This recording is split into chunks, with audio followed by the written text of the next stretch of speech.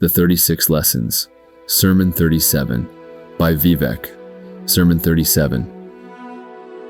You have discovered the 37th sermon of Vivec, which is a bending of the light, long past the chronicles of the hortator who wore inconstant faces and ruled however they would, until Apocalypse. Vivec was born by ribbons of water, which wrote their starward couplings in red. This was a new place of speed.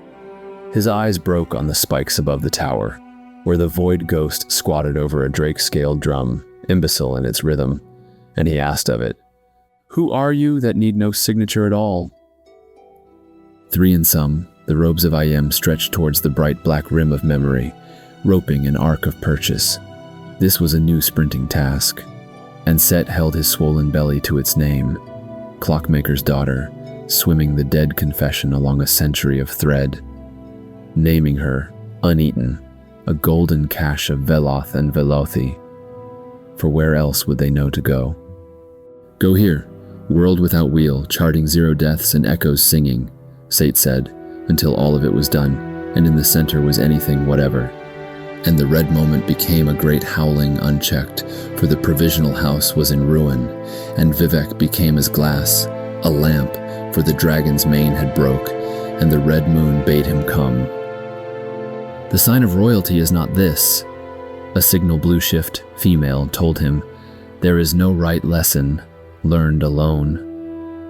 He refused the twine on her catching net, spiteful that an uncontinued people would not become fuller by their searching, and yet were racked in their spirits for flight. But the male signals were offended, and Vivec took a fighting form. He undid his eastern light, saying to the Almsivi that through war they had become brides in glass, which no power could observe.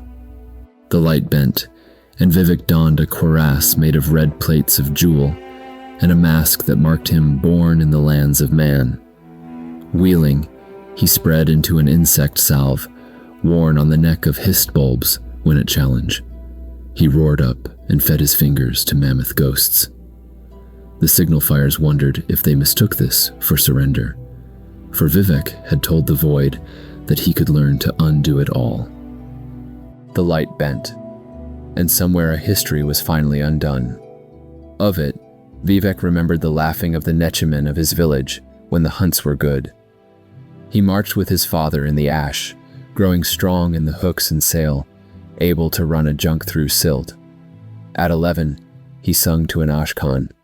He became sick after Red Mountain, with the Nyx blood and fever, and was infirm 100 years. His mother survived him and laid his body at the altar of Padhome. She gave him her skin to wear into the underworld. The light bent, and Vivec awoke, and grew fangs, unwilling to make of herself a folding thing. This was a new and lunar promise, and in her biting, she tunneled up and then downward, while her brother and sister smeared across heaven thin ruptures of descent, food for scarabs and the worm. She took her people and made them safe, and sat with Azura drawing her own husband's likeness in the dirt. For I have removed my left hand and my right, he will say, she said, for that is how I shall win against them. Love alone, and you shall know only mistakes of salt. The worlding of the words is amaranth,